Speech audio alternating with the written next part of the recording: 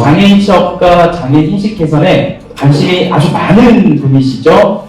기호일보 기자로 활동하고 계시는 우리 안유신 기자님을 무대로 모시고요. 마지막으로 아주 진솔한 얘기 한번 나눠보도록 하겠습니다. 자, 여러분들의 큰 박수가 필요합니다.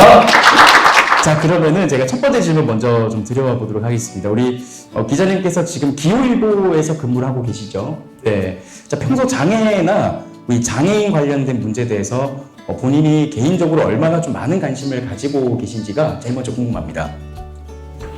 네, 우선 이제 언론인으로서 활동하기 이전에 이제 사회복지를 전공을 했습니다. 그래서 이제 사회복지 현장에서 근무를 하다가 이제 장애인 관련된 단체에서 또 일할 수 있는 또 소중한 기회가 생겨서 그런 이제 경험들이 있었고, 지금은 이제 언론인으로 활동하는데 다른 기자들에 비해서는 그래도 애정도 있고요, 관심도 많고 뭐 그렇습니다. 네. 전공을 하신 덕분에 그래도 다른 언론인들보다는 조금 더 관심을 많이 가지시는 것 같다. 네, 라고 얘기해 주셨어요. 자, 우리 장애인이 직장 생활이나 사회 활동을 하기 위해서는 그 근무하시는 곳의 편의시설도 참 중요하잖아요. 우리가 그 1회차 진행을 했을 때 우리 모 언론사 건물에서 진행했었는데, 그때도 이제 우리 기자님 한 분 나오셨었거든요. 제가 이걸 말씀드려도 되는지 모르겠지만, 그때 그 건물에는 좀 이게 뭐랄까요, 이 장애인 관련된 이런 편의시설이 좀 잘 안 돼 있었어요. 안 돼 있어서 제가 또 화끈하게 또 여쭤봤거든요. 너무 없는데 어떻게 생각하시냐고 여쭤봤는데, 우리 기자님이 근무하고 계시는 신문사 같은 경우는 중증장애인들이 활동하시기에 좀 어떤지, 그리고 경기도의 편의시설 전반에 대해서 좀 어떻게 평가를 하시는지가 궁금합니다. 네. 네, 우선 뭐 이제 공공 영역에 있을수록 좀 편의시설이 좀 잘 돼 있는 편이지 않습니까? 그리고 이제 민간 영역으로 갈수록 이제 물론 그게 이제 아까 말씀하신 장애인 인식 개선을 해야 되는 한 가지 이유이기도 한데요. 대형 건물, 그러니까 이 회사가, 기업이 큰 건물에 있으면 그래도 뭐 엘리베이터나 에스컬레이터나 뭐 또 어떤 뭐 관련된 편의시설을 좀 이미 돼 있습니다. 그런데 이제 조금 더 규모가 언론사도 작을수록 이제 그런 부분이 이제 부족합니다. 그리고 그게 뭐 정답은 아니지만 사실은 그 건물을 이제 운영하시는 이제 주체의 마음이겠죠. 사실은 충분히 뭐 그런 부분, 이제 이용하시는 분들이 뭐 사회적 약자를 포함한 많은 분들이 이용하시는 공공시설에 가깝다면 하시겠지만, 그냥 상업적인 부분이 더 많다면 잘 뭐 그 배려가 별로 없는 거죠. 누구에게나, 노인분들한테도 마찬가지로요. 그렇습니다. 네. 그러면은 지금 우리 기자님께서 근무하시는 건물은 전체적으로 좀 잘 돼 있다고 생각을 하십니까? 네, 저희는 뭐 그래도 역사가 조금 됐고요. 규모가 있습니다. 경인 지역에서는 뭐 40년이 넘는 역사가 있고, 저희 이제 큰 건물에 규모가 있다 보니까 그냥 저희가 하지 않아도 일반적으로 다 돼 있습니다. 웬만한 편의시설들은요. 그리고 아까 말씀하신 것 중에 이제 경기도 정책은, 경기도가 이제 1,400만 명에 육박하는 이제 전국 최대의 지방자치단체거든요. 그래서 잘 돼 있고요. 마침 또 뭐 지금 뭐 곳곳에 뭐 아까 의원님 말씀하신 것처럼 장애인 복지 정책이 잘 돼 있는데, 워낙 넓다 보니까요.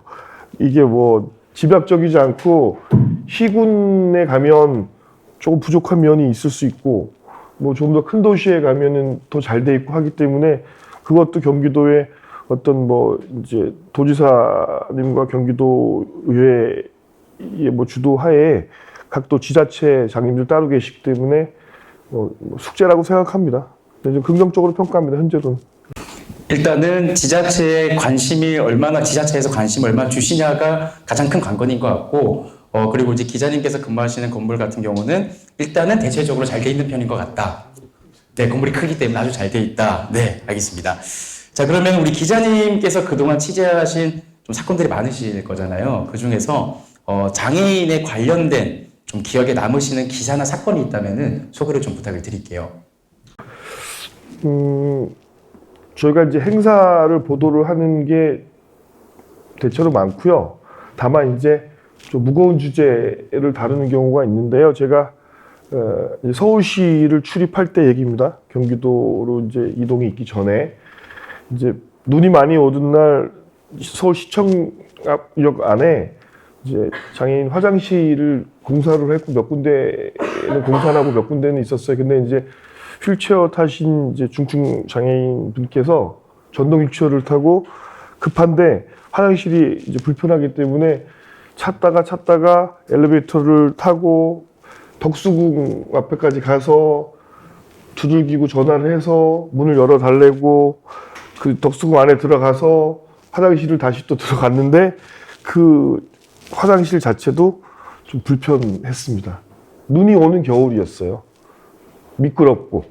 그래서 그거를 이제 제보를 받아서 현장에 제가 있진 않았지만 그 현장을 그대로 가봤어요. 아, 여기가 그 처음에 갔던 화장실, 그 불편했을 마음, 그 다음에 다시 엘리베이터를 타고 가서 또 그 눈이 오고 미끄러운데 전동 휠체어를 타고 덕수궁 안에 들어가서 관계자를 불러서 화장실을 사용하고 뭐 이런 불편함을 이제 언론에 보도를 했거든요. 물론 이제 서울시와 여러 가지 뭐 불편함도 겪었습니다. 겪었지만 그런 사례가 하나 있었고요. 그다음에 이제 정신장애인 분들이 뭐 자신의 의지와 상관없이 이제 이동하시고 뭐 입원하시고 하는 과정에서 작년 10월 달이랑 올 2월인 것 같은데요. 그때쯤에 이 순간에 사망하신 뭐 이런 사건들도 있어서 뭐 이제 유엔 관련된 뭐 어떤 그 장애인 권리 협약 관련해서도 어떤 자의적으로 이제 심리적인 정신심리 이런 분들 장애인분들한테 뭐 강제성을 부여하지 못하게 되어 있는데 그런 부분에 있어서 이제 어쨌든 그 통합사회에 대한 부분인 것 같아요. 그거는 그러니까 그분들을 뭐 시설에 어디에 타의적으로 뭐 수동적으로가 아니라 이제 세상 밖으로 나오시고 통합 사회에 같이 있어야 되는 이제 그런 이제 앞으로의 과제 같은 게 남은 것 같습니다. 어려운 과제. 이상입니다.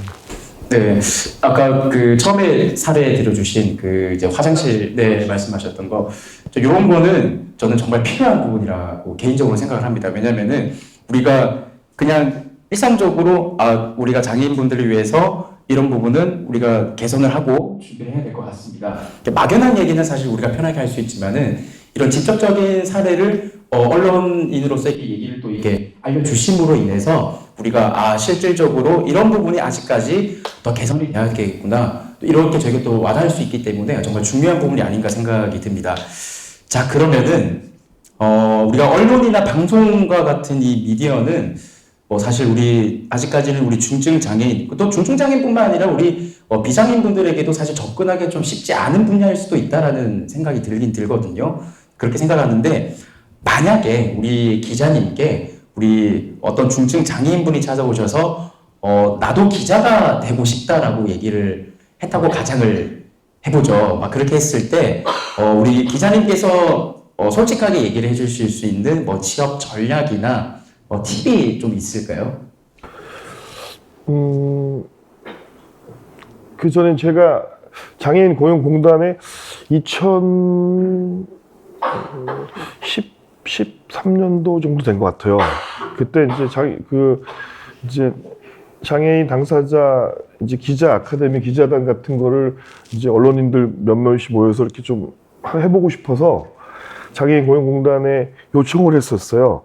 그러니까 장애인 당사자분들 중에 전국에 뭐 미디어 관련된 전공자가 몇 명이나 있나 그랬더니 제가 생각했던 것보다는 엄청 많더라고요. 뭐 신문방송학과, 언론정보학부, 뭐 영상, 영화, 연극영화과 뭐 등등해서 그래서 이렇게 많은데 그 중에 또 이제 장애인 분들 특성이 다 좀씩 다르시잖아요. 그래서 근데 실제로는 또 저희가 그래서 이거를 이제 가볍게 어떤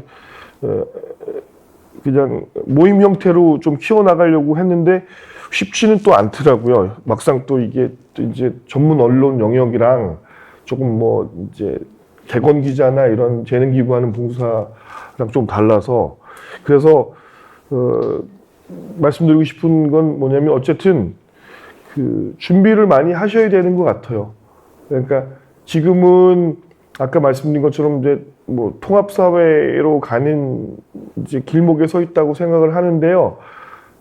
요 말씀 드리고 싶거든요. 그러니까 제가 뭐 어떤 자리에 가면 가끔 얘기하는 건데 이제 노멀의 종말이고 이제는 덕후, 오타쿠의 시대가 왔거든요.